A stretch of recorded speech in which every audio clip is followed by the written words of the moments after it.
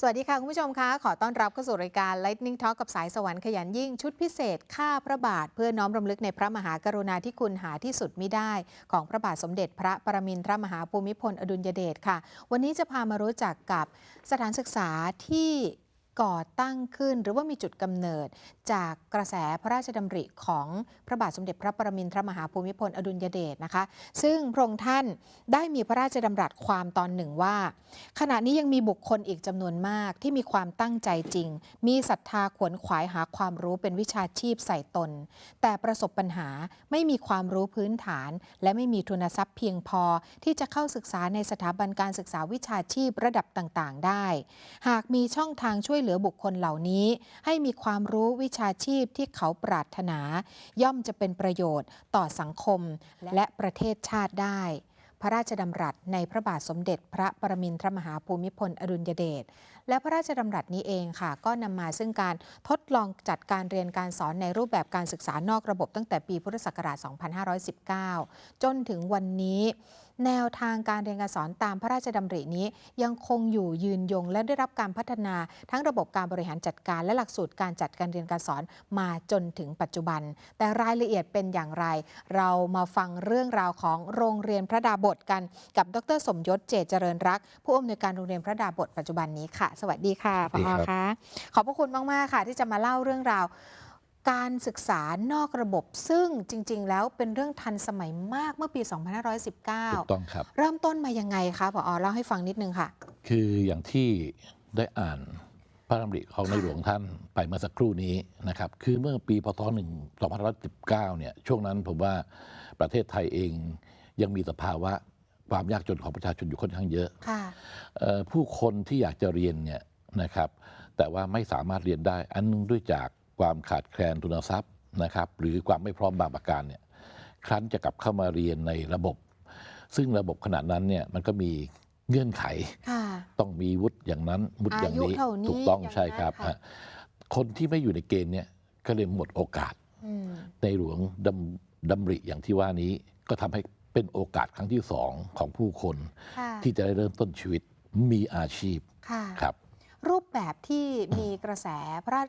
ชดำริตั้งแต่ตอนแรกคือคนที่ถวายงานในยุคนั้นๆเนี่ย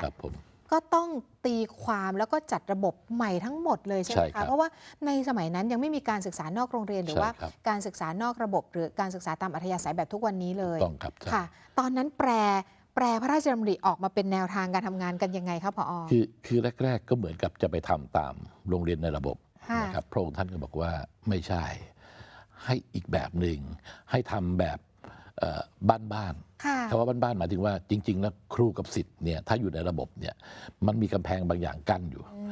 แต่ถ้าหากว่า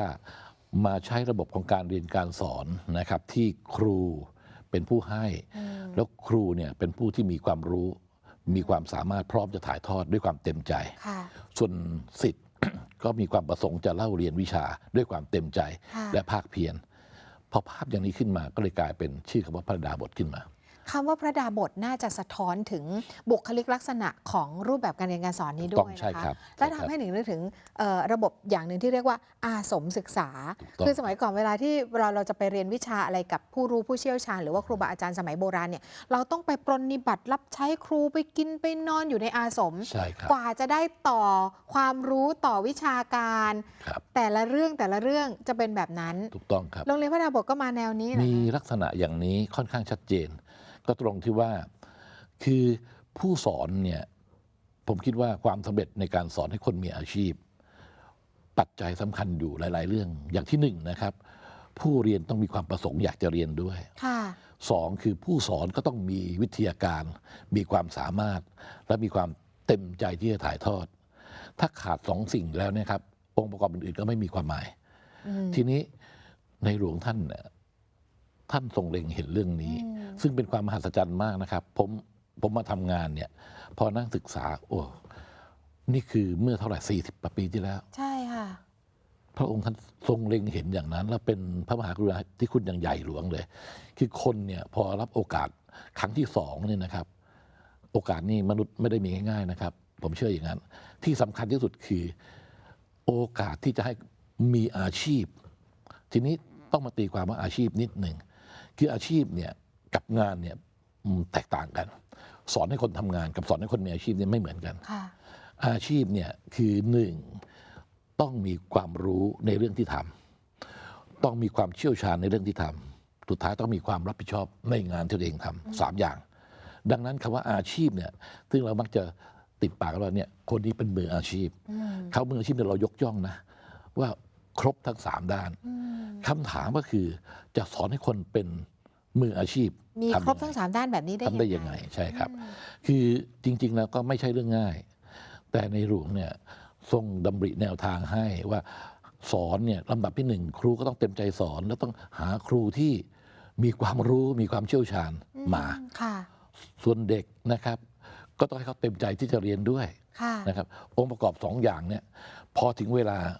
มาเจอกัน มา มัน เจอ สุก กัน งอม ใช่ครับ แล้วขณะเดียวกันกระบวนการเนี่ยมันจะเป็นกระบวนการที่เมื่อครูเป็นผู้รู้ ก็จะรู้ว่าทำยังไงจะให้เด็กมีฝีมืออมีความรับผิดชอบ ดังนั้นในโรงเรียนพระดาบทเนี่ยนะครับ กระบวนการในการสอนจริง ๆ แล้วไม่อยากจะพูดเป็นโรงเรียนกินนอน ไม่ว่าจะกินนอนหรือไม่กินนอนถ้าทำระบบเนี่ยได้ผลคือหนึ่งให้เด็กเรียนรู้ทุกอย่างจากการทำงาน ค่ะ ครูมีหน้าที่เอาใจใส่ดูแลกำกับดูแลนะครับ อย่างเมตตานะครับ ค่ะ ครูก็เป็นปุถุชนนะครับ บางทีเด็กมาในยเกเรบางทีก็ ก็มีเหนื่อย มี บ้าง โกรธ นะครับ เกรี้ยว ใช่ มีท้อบ้าง ครับแต่ว่าสำหรับที่นี่เองแล้วเนี่ยพอเรานึกถึงพระมหากรุณาธิคุณของพระองค์ท่านเนี่ยมันทำให้เราไม่ได้ ท่านเนี่ยอยู่เหนือสิ่งใดด้วยซ้ำพระองค์ยังเมตตาขนาดนี้ แล้วเราเนี่ยทุลีดินนะ เป็นใคร ใช่ ค่ะ เพราะฉะนั้นเมื่อพ่อ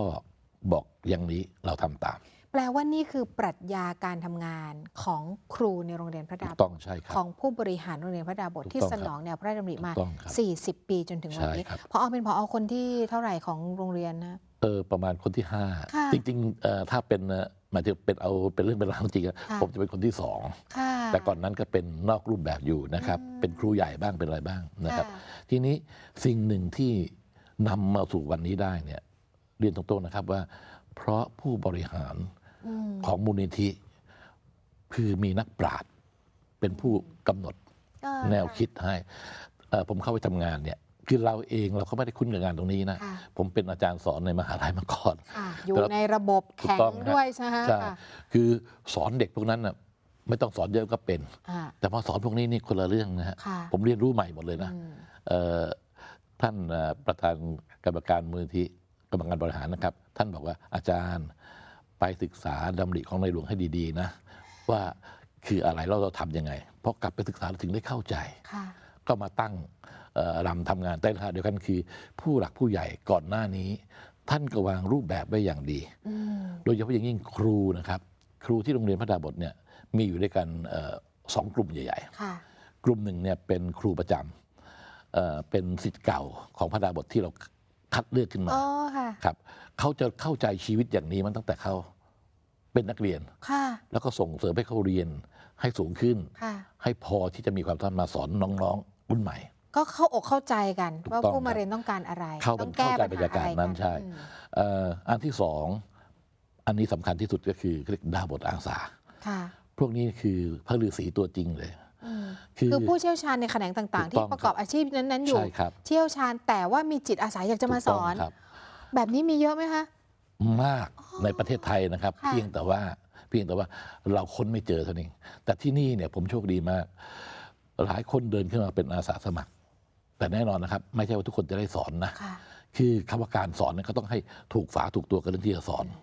แล้วที่สำคัญที่สุดก็คือ เราต้องตั้งหลักว่าจะสอนอะไรก็แล้วแต่ครูต้องเป็นก่อนนะครับ เช่น ถ้าครูจะสอนงานเชื่อม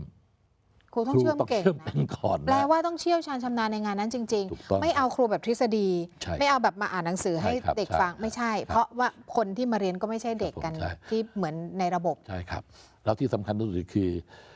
กระบวนการถ่ายทอดเนี่ย จริง ๆ คนทำงานเป็นสอนไม่เป็นก็เยอะนะครับ ค่ะ ก็เอามาปรับกัน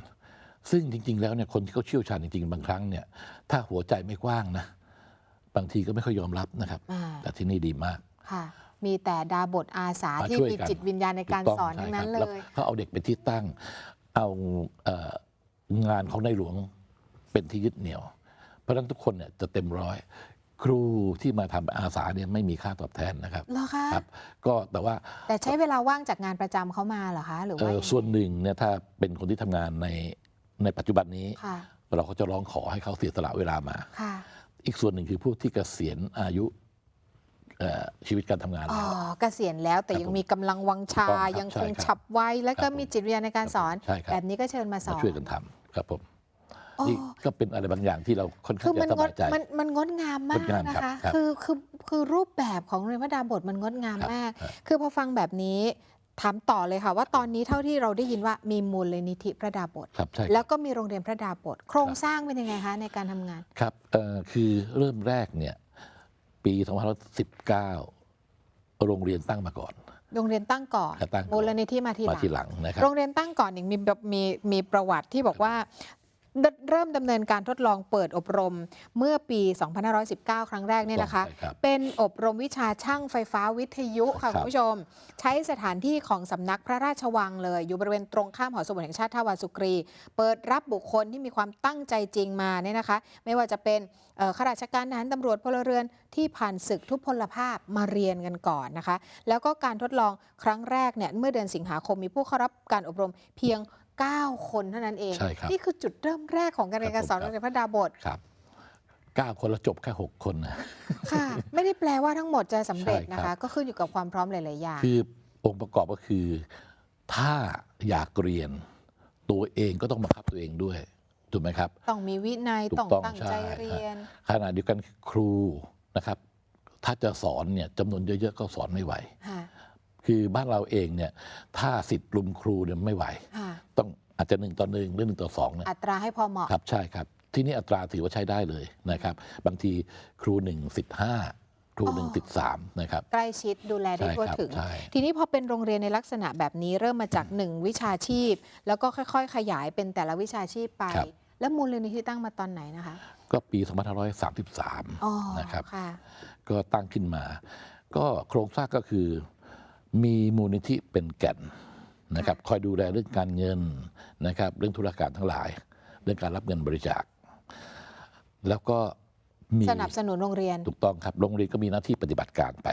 อ๋อ นะครับโรงเรียนมีหน้าที่ ก็จะได้ สอน เป็นโรงเรียนที่แบบให้เปล่า ถูกต้องใช่ เป็นการเรียนการสอนแบบให้เปล่า ครับผม โดยที่ไม่ต้องกังวลเรื่องการหารายได้ ถูกต้องครับ ให้มูลนิธิเป็น ใช่ ผู้ ครั ดำ บ เนินการ ใช่นั้นครูก็สอนแบบไม่ต้องมี อ๋อ ความห่วงใยอะไร ค่ะ ก็นอกจากเป็นโรงเรียนแล้วนะครับ ก็ยังมีโครงการลูกพระดาบทอีก ค่ะ นะครับ ซึ่งเดี๋ยวจะต้องเล่าให้ฟังวันหลัง ค่ะ แล้วก็มีโรงเรียนพระดาบทภาคใต้ ค่ะ ทั้ง4 หน่วยงานเนี่ยอยู่ใต้ร่มของมูลนิธิ อืม นะครับมูลนิธิมีหน้าที่หาเงิน เรามีหน้าที่ทำงานในเชิงวิชาการและเทคนิค ให้สนองพระราชดำริ ใช่ครับ อย่างแท้จริง ใช่ครับ โรงเรียนพระดาบทตั้งอยู่ที่ไหนคะ โรงเรียนเนี่ยอยู่ที่ถนนสามเสนนะครับ อยู่ตรง ค่ะ ข้ามกับหอสมุดแห่งชาติ ค่ะ แต่ว่าโรงฝึกเนี่ยอยู่ในเขตพระราชฐานที่ท่าวาสุกรี ค่ะ นะครับ อันนี้แห่งที่ ค่ะ 1 ของโรงเรียนลูกพระดาบทอยู่ที่ปากน้ ค่ะ ำนะครับ อันนั้นก็ดูแลหลักสูตรทางด้านการเกษตรเป็นหลักสูตรระยะสั้น ส่วนโรงเรียนพระดาบทภาคใต้ก็อยู่ที่ยะลา ค่ะ เป็น 3 แห่งก็ทำงานโคกัน แต่ว่าที่ยะลาก็คือรองรับทั้ง 5 จังหวัดชายแดนภาคใต้เลยไหม ถูกต้ คะ องครับ หรือว่า ใช่ครับ เน้นจังหวัดชายแดนภาคใต้3 3 จังหวัด3 จังหวัดครับใช่ครับ โรงเรียนพระดาบทจังหวัดชายแดนภาคใต้น่าจะเกิดขึ้นทีหลังเพื่อน ที่หลัง นะะ ครับใช่ค ที่ รับ หลังเพื่อนมีส่วนช่วยในการบรรเทาสถานการณ์ความไม่สงบหรือเยียวยาผู้ถูกผลกระทบในจังหวัดชายแดนภาคใต้ยังไงคะ เยอะมากครับ คือจริง ๆ แล้วเนี่ยคนเราเนี่ยนะครับ ถ้ามีอาชีพซะพึ่งตนเองได้ซะแล้วเข้ามาเรียนรู้ว่าคนอื่นที่ไม่ใช่ญาติพี่น้องมีน้ำใจช่วยเขาทุกอย่างเนี่ยเปลี่ยนนะแม้กระทั่งในกรุงเทพนะครับ เด็กที่มาเรียนในโครงการในมูลที่พัฒนบทเนี่ยมาจากทั่วสารทิศนะครับเหนือกลางใต้ออกตกชาวเขาชาวเราครบเลยเด็กที่มาเนี่ยก็ต้องยอมรับนะครับว่าคนเวลาขาดโอกาสเนี่ยมันมีผลกระทบข้างเคียงมากพอสมควร พอเจอสิ่งเราที่จะนำไปผิดทิศผิดทางก็อาจจะไขว้เขวไปได้ ใช่ทีนี้เรามาเนี่ยมารวม100 กว่าคนต่างที่ต่างคิดพูดง่ายๆนะครับ 4 เดือนแรกเนี่ยใจจะขาดสำหรับพวกครูผู้สอน แต่ว่า 4 เดือนแรกคือช่วงละลายพฤติกรรมใช่ไหมคะหรือว่าช่วงที่ เป็นช่วงของการเตรียมช่างคือลงที่ ปั้น นี่ คือเหมือนตั้งไข่ ถูกต้องครับ ลูกศิษย์มาตั้ง ที่ ไข่ นี่เวลาเรียนเนี่ยมันมีความต่างจากที่อื่นตรงที่ว่า คนที่อยากเป็นช่างยนต์ช่างไฟฟ้าที่นี่ไม่ใช่ คือเราบอกอาชีพเนี่ยคุณอยากมีอาชีพเป็นช่างยนต์นั้นเป็นอาชีพช่างยนต์ต้องถามกันนะคนจะมีอาชีพเขาเริ่มต้นกันยังไง อืม คนจะมีอาชีพต้องมีความพร้อมในด้านฝีมือก่อน อืม แล้วเดี๋ยวสาขาไหนเข้าไปว่าเด็กที่นี่มาเรียนนะครับ5 เดือนแรก เรียนเหมือนกันหมด อ๋อ เรียนพื้นฐานเตรียมช่างเหมือนกันหมด ค่ะ นะครับแล้วหลั ยัง ง ไม่ จาก ได้ นั้น จับเครื่องยังไม่ได้แยกว่าจะใครจะไปทำอะไร คือเครื่องมือจับ1 ต่อ 1 เพียงแต่ว่ายังไม่ได้บอกว่าเธอเป็นช่างยนต์ อ่า เธอเป็นช่างไม้ หลังจากผ่านไป5 เดือนแล้วนะครับ คนที่ได้คะแนนสูงสุดมีสิทธิ์เลือกก่อน อ๋อ ทีนี้หลายคนบอกอาจารย์ครับ แล้วผมอยากจะเรียนช่างนี้ผมไม่ได้เรียนบอกไม่ใช่ เราบอกก่อนล่วงหน้า แล้วนี่คือวิถีชีวิต ค่ะ เรารู้มีเป้าหมายเนี่ยต้องขวนขวาย เราอยากจะเป็นสิ่งนั้นก็ต้องเตรียมความพร้อมเพื่อจะเดินไปสู่สิ่ง ถูกต้อง นั้น ใช่ครับแต่ในความหมายจริง ๆ แล้วเนี่ยช่างเนี่ยนะครับถ้ามีพื้นฐานนะครับ มันทำ ทำอะไรก็ได้ ถูกต้องครับ ค่ะ นะ ค่ะ ก็เลือกอาชีพตามที่สังคมเขาขาด อืม เพราะฉะนั้นจึงบอกว่าวันนี้เอาเด็ก15เนี่ยไปมีอาชีพมันผิด อืม ต้องอย่างน้อยนะครับ20 19ก็ยังดี ค่ะ เด็ก15คิดอะไรเป็นครับ อืม เหมือนเราแต่ของเรานี่มัดมือชกนะ ค่ะ พอเป็น15เป็นช่างยนต์แล้วเป็นยังไงอะ ค่ะ ก็เลยไม่รู้ว่าเรียนไปทำไมนะครับ แล้วบางทีอาจจะไปค้นพบว่าตัวเองไม่ใช่เลย ใช่ครับ เมื่อสายไปแล้วห ถูก รื ต้ อ องครับ เกือบสายอะไร เด็ก แบบ ของเราเนี่ยเข้ามาทีแรกเขาก็ระบุนะครับเขาอยากจะเป็นนั่นเป็นนี่บอกอย่าเพิ่งเอาก่อน หลังจากนั้นใช่ไหมครับบอกอาจารย์ผมรู้แล้วผมอยากเรียนอะไร นั่นไง แล้วเรามีตำแหน่งให้อยู่20ตำแหน่ง ค่ะ คือช่างยนต์20ช่างเชื่อม20ก็ไม่แย่งกัน ค่ะ ลงล็อกลงตัวพอดี สวยงามมา ถู ก กต้องครับ ๆ ตอนนี้มีกี่หลักสูตรหรือว่ากี่สาขา ครั คะ บ ที่สอน มีเป็นสาขานะครับ ค่ะ ช่างยนต์ ช่างไฟฟ้า อิเล็กทรอนิกส์ ค่ะ ช่างไม้เกษตร ซ่อมบำรุง ช่างเชื่อม ค่ะ นะครับ 7 7 สาขา8 สาขาก็คือมีผู้หญิงด้วย ผู้หญิงนี่เป็นสาขาเคหะบริบาล ตกใจนึกว่าสาขาผู้หญิง เด็ก เคหะบริบาลรับเฉพาะผู้หญิง ผู้หญิง อันนี้เป็น ใช่ สาขาที่ ใช่ครับใช่ 8 ค่ะ ครับก็ดูแลผู้สูงอายุและเด็กอ่อน พอขานี่กำลังมาแรงมาก ขาด ถูกต้อง แคลนบุคลากรในการดูแลผู้สูงอา ถูกต้ ยุ องครับ มาก ยิ่งก้าวสู่สังคมผู้สูงอายุ แล้วของ ด้วย เราขายดีมากนะครับ สุดยอด ตอนเนี้ยหมดแล้วจองตัวหมดแล้ว จอง ยังไม่ ตัว จบ หมด นะครับ แล้ว อีกต้อง3 เดือนกว่าจะจบ หลักสูตรหนึ่งเรียนนานไหมคะ 1 ปีครับ 1 ปี ครับ คนที่สมัครต้องอายุประมาณเท่าไหร่เริ่ม เราเริ่มต้นที่18ถึง35 18ถึง35 ครับผม การมาเรียนรวมกันในวัยที่หลากหลายแบบนี้เนี่ยต้องปรับตัวหรือว่าต้องมีกลยุทธ์อะไรในการสอน ครับ เขาไหม นี่แหละครับคือผมถือว่านี่คือเรื่องที่น่าสนใจ อ่ะ คือลำดับที่1คนเนี่ยคือเราไปคิดว่าคนแตกต่างจะเรียนร่วมกันไม่ได้ไม่ใช่ฮะเพราะงานแต่ละอย่างก็เป็นของแต่ละอย่างเขาขออย่างเดียวให้มีความตั้งใจ ยิ่งมารวมกันเนี่ยนะครับหลากหลายยิ่งดี คนอายุเยอะๆเนี่ยบางทีเขาผ่านชีวิตมานะเขาเป็นพี่เลี้ยงให้เพื่อนเขาได้นะ อ๋อ ในขณะเดียวกันคือความเคารพนับถือในกลุ่มมันจะเกิดขึ้นเหมือนกัน มีความเป็นพี่เป็นน้อง ต้องใช่ครับ คือผมเห็นความสวยงามของที่นี่ตรงที่ว่าอย่างครูเนี่ยเขาก็ไม่ได้อะไร ค่ะ ไม่ใช่ลูกใช่หลาน มันเหมือนเขาเสียสละมาช่วยเพื่อนมนุษย์นะ อืม ในหลวงวางทางไว้ให้ ค่ะ เราคือผู้มีโอกาสทำอย่างนั้น เพราะฉะนั้นจริง ๆ แล้วบอกว่าโรงเรียนพระดาบทเนี่ยเป็นโอกาสสำหรับเด็กจริง ๆ ไม่ใช่นะครูด้วยนะครับ อืม ครูเนี่ยถือว่ายังคุยกับครูหลายคนเลยว่าเนี่ยพวกอาจารย์โชคดีนะได้มาทำงานสนองชีวิตตัวเองด้วย อืม นะครับเรียนไป1 ปีแล้วการเรียนการสอนเราใช้ระบบการฝึกแบบเยอรมันมาใช้ ยังไงคะ คือลงมือทำจริงทำก่อน แล้วเข้ามาเรียนรู้ว่าทำไมถึงทำอย่างนั้น อ๋อ นะครับคือ คือ learning by doing ก่อน ถูกต้องใช่ ลงมือทำไปเลย ใช่ครับ แล้วค่อยมาสรุปวิเคราะห์ แต่ ว่า เรา สิ่ง มี ที่ทำนั่นคืออะไร เรามีแบบแผนนะครับ คือไม่ให้ครูสอนตามอำเภอใจนะ สอนตามระเบียบแบบแผนที่วางไว้ 1 ปีก็ต้องรู้ว่าเริ่มจากไหนไปไหน ถูก ส ต้อง รุป ครับ แล้วก็ ใช่ ประเมินผลกันอย่าง ถู ไร กต้องแล้วเด็กจะต้องบันทึกการเรียนของตัวเองทุกวันนะ ค่ะ วันนี้ทำอะไรบ้าง เด็กเรียนตื่นตั้งแต่ตี 5 ครึ่ง ก็คือมีที่พักอยู่ในนั้น ใช่ อยู่ ครับ แล้วใช่ไหมคะ ใช่ ปีหนึ่งรับได้กี่คนเหรอคะ ผู้ชาย120 ผู้หญิง30 ค่ะ เบ็ดเสร็จแล้ว เท่า เกิน150 ปีละ ครับ 150 ที่พัก ใช่ครับ พร้อม ใช่ครับ ที่พักก็คือเป็นห้องแบบหลาย ๆ คน เป็น หรือว่าเป็น อาคารเรียนรวมนอนรวมครับ เนาะ ครั ค่ะ ผมฮะ ค่ะ ก็ ก็ มี ต้อง เตียง ก็ต้อง 2 ชั้น 3 ชั้นให้ ก็ตอบโจทย์คนที่มีปัญหาในเรื่องของปัจจัยที่อยู่อาศัยเรื่อง ต้อง อะไร ครับใช่ ต่า ครับ ง ๆ ด้วย ที่นี่ไม่เสียอะไรเลยนะครับ เวลาเลือก ฟรีทุย่าง พอฟรีทุกอย่างแบบนี้เวลาเลือกก็ต้องมีเกณฑ์เข้มงวดเหมือนกัน ก็ นะ ลำดับที่ 1 คือเอาความตั้งใจที่จะเรียนก่อน ค่ะ 2 เป็นผู้ขาดแคลนทุนทรัพย์ เราต้องตรวจสอบว่า ตรวจสอบ เป็นครอบครัวที่ขาดแคลนจริงๆ ใช่ครับต้องมีคนรับรองนะครับ แล้วคนรับรองนี่ก็เรียนตรงๆนะรับรองมานี่ผมตามไปถามจริงๆนะว่ารับรองมา ไม่ใช่แค่ดูชื่อตำแหน่งนะ ใช่ฮะบางทีโทรไปถามว่ารู้จักคนนี้ไม่รู้จักว่าเรารับรองมาได้ยังไง ก็เยอะ ค่ะ คือบ้านเราเนี่ยระบบอุปถัมภ์ก็เยอะ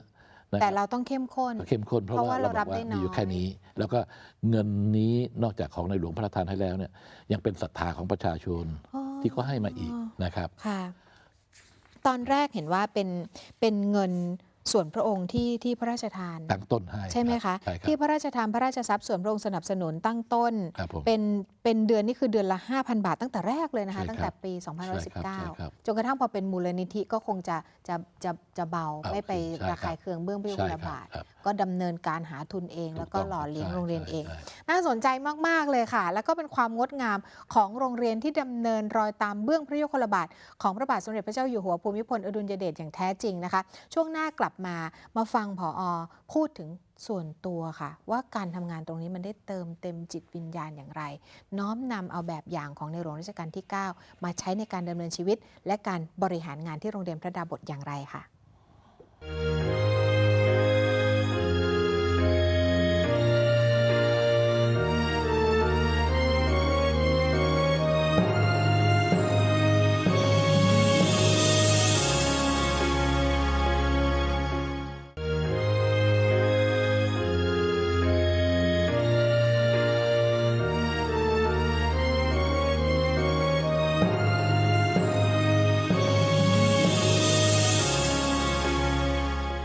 Lightning Talk กับสายสวรรค์ขยันยิ่งชุดพิเศษข้าพระบาทวันนี้ยังคงอยู่กับดร.สมยศเจตเจริญรักผู้อำนวยการโรงเรียนพระดาบทค่ะ อาจารย์คะอาจารย์เล่าเรื่องราวของการดำเนินงาน เส้นทางในการพัฒนาของโรงเรียนพระดาบทเพื่อสนองพระราชดำริมาให้เห็นภาพรวมแล้วตัวอาจารย์เองในฐานะผู้อำนวยการเนี่ยพี่มีความสุขขนาดไหนคะที่ได้ทำตรงนี้ คือจริง ๆ แล้วเนี่ยผมเป็นอาจารย์สอนในมหาลัยมาก่อน ค่ะ พอก่อนเกษียณนะครับผู้ใหญ่ก็บอกให้มาช่วยกันทำงาน ก็แต่เดิมก็คิดว่าสอนเด็กเนี่ยก็คือสอนเด็ก แต่พอทำเข้าจริงเนี่ยต้องเรียนรู้นะครับว่าเราเข้ามหาลัยใหม่เลย แล้วที่สำคัญคือทุกอย่างที่ทำเนี่ยไม่ใช่ผมคนเดียวนะดาบทอาสาหรือดาบทคนอื่นๆที่ทำเนี่ยเราคุยเป็นเสียงเดียวกัน คือชีวิตนี้เติมเต็ม คืออย่างน้อยเนี่ยประสบการณ์ทั้งหลายที่สั่งสมกันมาทั้งชีวิตพูดง่ายไม่ไปกับตัวละทิ้งไว้คนรุ่นหลัง แล้วที่สำคัญที่สุดคือเราเหนื่อย แต่พอถึงเทียบกับที่ในหลวงท่านเหนื่อยกว่า แล้วยิ่งเฉพาะนะครับ วันที่เด็กจบ มีความเปรียบเทียบชัดเจนเลย คือเข้ามาเนี่ยขมุกขมอมมานะเด็ก เกเรบ้างต่างๆบ้าง แต่วันจบเนี่ยผมกล้าพูดเลยนะ คนละภาพเลย แล้วพวกเราเป็นครูเนี่ย หัวใจพองโตเลย ก็ยืนดูแล้วก็อมยิ้ม ได้แค่นั้น แต่จริง ๆ แล้วเนี่ยบรรยาทิพย์นะถึงบอกว่าในมูลที่ในโครงการนี้จริง ๆ แล้วเนี่ยมันเหมือนเป็นโครงการที่เพื่อนมนุษย์ต่างให้โอกาสซึ่งกันและกัน ค่ะ คนที่มีความรู้ก็ให้ประสบการณ์ความรู้ให้กับคนอื่นอย่างเต็มอกเต็มใจ ค่ะ คนที่มีทรัพย์ก็มาบริจาคให้ด้วยความเต็มอกเต็มใจ คนที่ขาดแคลนก็มารับอย่างตั้งใจ อันเนี้ยผมเชื่อว่าในหลวงท่านคงปลื้มปิตินะ ค่ะ คือเราก็คิดอยู่แค่นี้แล้วก็ทำเนี่ยมันก็เป็นความสุขแล้วก็ใช่ก็ท่านเหนื่อยแน่นอนงานทุกอย่างเหนื่อย แต่ถามว่ามีความสุขไหมมีความสุข 40 ปีที่ผ่านมาเราปั้นคนให้เป็นคนที่สมบูรณ์ขึ้น มีสัมมาอาชีพอะไรต่างๆ ไปแล้วสักจำนวนสักเท่าไหร่คะผอ มากกว่า 3,000 คน มากกว่า 3,000 ครับ ค ผม น คือแต่ละปีเนี่ยแรก ๆ อาจจะน้อยหน่อย ค่ะ แต่ตอนหลังๆเนี่ยปีละ150 คน150 คนเนี่ย ค่ะ แล้วเด็กพวกนี้นะครับเขากลับเข้ามาเราเห็นเขา ค่ะ เขามีอาชีพอย่างเมื่อวันที่ 16 ที่ผ่านมาเป็นวันไหว้ครูเป็นครู สิทธิ์เก่ามากัน สิทธิ์เก่ามาครับ อ๋อ ล้นหลามเลย เด็กอายุ 19 20เนี่ยเขาทำงานได้มีเงินเลี้ยงตัวเองได้สบายแล้ว ค่ะ ทุกคนเนี่ยส่งเงินกลับบ้าน โอ้ ที่สำคัญคือทุกคนส่งเงินกลับบ้านนะครับ นี่คือสิ่งที่ผมเชื่อว่าหลายๆ คนไม่เคยได้ยินคำนี้ ค่ะ อยู่กันได้ไหมอยู่ได้ หนูส่งเงินให้บ้านวันละแค่ให้เดือนละแค่นี้ หนูอยู่แค่นี้หนูอยู่ได้ เพราะว่าโรงเรียนสอนให้หนูใช้อย่างพอเพียง ค่ะ แค่นี้เราก็สบายใจละ สุด นะค ย รับ อดมาก ๆ เลยค่ะ ครับ แล้วก็การดำเนินงานก็คงจะยึดหลักแบบนี้ ถูกต้อ และ งครับ ดำเนินต่อไป อย่างมั่น เรื่ ค อย ง ๆ อย่างยั่งยืน ใช่ครับ ไม่คิดว่าจะต้องเร่งขยายเพิ่มทำในเชิงปริมาณหรือไม่อย่างนั้นเลย คือจริง ๆ แล้วเนี่ยเมืองไทยเนี่ยหน้าที่นี้หลายคนมีหน้าที่อยู่แล้ว เรามีหน้าที่นำดำริของในหลวงมาทำให้เด่นชัด ให้เป็นรูปธรรมจับต้องได้ที่โรงเรียนนะครับ เรื่องของการเรียนการสอนหลาย ๆ อย่างนะภาคเอกชนมาขอไปนะ ไม่มีมูลค่าเอาไปเลย ค่ะ ขออย่างเดียวว่านี่เป็นดำริของในหลวงและพวกเราทำกันขึ้นมา ค่ะ เพราะฉะนั้นเนี่ยคนที่มีหน้าที่ต้องเอาไปทำ ค่ะ เรามีแรงอยู่แค่นี้เราทำต้นแบบให้ดี แล้วพอ ค่ะ ครับ ถือว่ายึดหลักพอเพียง ใช่ครับ ในสิ่งที่ในหลวงสอนอย่างแท้จริง ครับ นะคะ ครับ นี่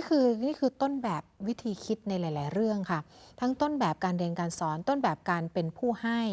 การเป็นผู้แบ่งปัน แล้วก็การบริหารจัดการการศึกษานอกระบบ หรือศึกษาตามอัธยาศัยแบบที่พระองค์ท่านทรงเล็งเห็นมาเมื่อ 40 กว่าปีที่แล้ว ตั้งแต่ยังไม่มีกศน.ด้วยซ้ำนะคะ เพราะฉะนั้นนี่คือต้นแบบในหลาย ๆ เรื่อง แล้วก็ผลิตบุคลากรไปหลายพันคนประดับสังคมนี้แล้วก็ทุกคนมีสัมมาอาชีพ แล้วก็กลับมาสร้างความภูมิใจให้กับคนรุ่นหลัง ๆ แล้วก็ครูบาอาจารย์ที่เป็นพระดาบทด้วยจิตวิญญาณกัน ฟังเรื่องนี้แล้วก็มีความสุขไปด้วยนะคะ ครับ ที่มีสถาบันแบบนี้ แล้วก็ดำเนินรอยตามเบื้อง ที่ พระ จริ ยุ ง คล ถ้า บาท มีเวลาสักนิดหนึ่งนะครับจริง ๆ แล้วตอนนี้เราตั้งปีหน้าว่าเด็กเนี่ยต้องสร้างพืชพันธุ์ธัญญาหารมาเลี้ยงดูตัวเอง มันจะเน้นเรื่องการเกษตรเหรอคะ เรามีอยู่แล้ว ค่ะ แต่เนื่องจากว่าที่ผ่านมาเนี่ยเรายังทำไม่เต็มที่ แต่ปีหน้าเนี่ยนะครับ พอดีเราได้รับบริจาคที่ดิน ค่ะ นะครับซึ่งเป็นที่ที่ดีมาก แล้วก็กำลังคุยกันกับทีมงานว่าเด็กทุกคนเนี่ยนอกจากฝึกอาชีพแล้วต้องไปปักหลักปักฐาน ไปเลี้ยงปลานะครับปลูกข้าวปลูกผักเอากลับมาให้เพื่อนๆกินด้วย แล้วผัดเวรกันไป อ๋อ น่ารักมา ครับ ก ผมครับ ๆ คืออาจจะไม่ต้องทำเต็มรูปแบบทฤษฎีใหม่ที่ในหลวงพระราชทานไว้ ใช่ครับ แต่ว่าอย่างน้อยทุกคนต้องสามารถที่จะพึ่งพาตัวเองในเรื่องของ ใช่ อาหาร ครับ การกินได้ ถูกต้องครับ เป็นอีกหนึ่งแนวทางที่โรงเรียนจะ ครับ เพิ่ม ผม เข้ามา ใช่ครับ สุดยอดมาก ๆ เลยค่ะผอ.ถ้าเกิดว่าท่านผู้ชมฟังอยู่นะคะ แล้วก็อยากจะมีโอกาสครั้งที่ 2 ในชีวิต แล้วก็ท่านเองหรือคนรอบข้างที่ท่านมองเห็นว่าเขามีคุณสมบัติที่จะมาเป็นโรงเรียนเป็นนักเรียนของโรงเรียนพระดาบทได้เนี่ยนะคะ ตอนนี้ก็เปิดรับสมัครคัดเลือกเข้าเป็นศิษย์โรงเรียนพระดาบทประจำปีการศึกษา 2560 ระหว่างวันที่ 1 ธันวาคม 2559 ที่ผ่านมานะคะ เปิดแล้วจนถึงวันที่ 16 มีนาคม 2560 ก็ตั้งแต่เวลา 8:30 น. ถึง 16:30 น. ก็จะเว้นวันอาทิตย์แล้วก็วันหยุดนักขัตฤกษ์นะคะ ก็สามารถเข้าไปดูในเว็บไซต์ของโรงเรียนพระดาบทได้เลยค่ะ ครับ หาง่ายแล้วก็มีข้อมูลชัดเจนอยู่ในนั้นสำหรับผู้ที่ฟังเรื่องราวการดำเนินงานและปรัชญาของโรงเรียนพระดาบทแล้วอยากจะเป็นผู้สนับสนุน ก็สามารถบริจาคได้ตามช่องทางที่ปรากฏบนหน้าจอนะคะสำนักงานมูลนิธิพระดาบท ธนาคารไทยพาณิชย์จำกัดมหาชนสาขาเทเวศเลขบัญชี 020-2-54900-4 ท่านก็เป็นส่วนหนึ่งที่จะสร้างสังคม แล้วก็ให้โอกาสครั้งที่ 2 ของชีวิตคนไทยด้วยกันแล้ว ครับ สุดท้ายพออยากจะกล่าวทิ้งท้ายให้ข้อคิดสำหรับท่านผู้ชมโดยเฉพาะคนรุ่นใหม่ยังไงคะเกี่ยวกับเรื่องของในหลวงรัชกาลที่ 9 ครับคือในหลวงให้โอกาสแก่ผู้คนแล้ว คนที่จะรับโอกาสก็ต้องสำนึกด้วยนะครับว่าโอกาสอย่างนี้เขาไม่ได้กันแบบไม่มีทิศไม่มีทางนั้นใครที่จะมาสมัครเนี่ยลำดับที่1นะครับ ค่ะ ถามตัวเองก่อนว่าพร้อมจะสร้างชีวิตใหม่ไหมถ้าพร้อมมา แต่ถ้ายังไม่พร้อมด้วยประการใดก็แล้วแต่อย่าเพิ่งมา ให้คนอื่นๆที่เขามีความจำเป็นเอาไปก่อน แค่นี้แหละครับที่จะฝากกับพี่น้องที่จะมาเพราะว่าปีหนึ่งมา 500-600 คน ค่ะ แล้วเรามีที่อยู่แค่120ใจเราก็ใจก็เสียมั้งครับก็มา500-600เนี่ยเราต้องกลับไปไม่ได้เรียนนะ ค่ะ นั้นเอาคนที่คล้ายๆว่าตั้งใจจริง ค่ะ ๆมารับรองไม่ผิดหวังครับ ค่ะ วันนี้ต้องขอบคุณดร.สมยศ เจตเจริญรักษ์ผู้อำนวยการโรงเรียนพระดาบทเป็นอย่างสูงค่ะ ครับผม สำหรับ ครับ เรื่องราวดีๆที่งดงามในวันนี้นะ สวั คะ สดี ขอบพระคุณมากๆค่ะ และนี่ก็คืออีกหนึ่งเรื่องราวของข้าพระบาทที่ดำเนินรอยตามแนวพระราชดำริในการทำงานโรงเรียนพระดาบทจนถึงปัจจุบันนี้นะคะทั้งท่านผู้อำนวยการสมยศและดิฉันลาไปก่อนสวัสดีค่ะ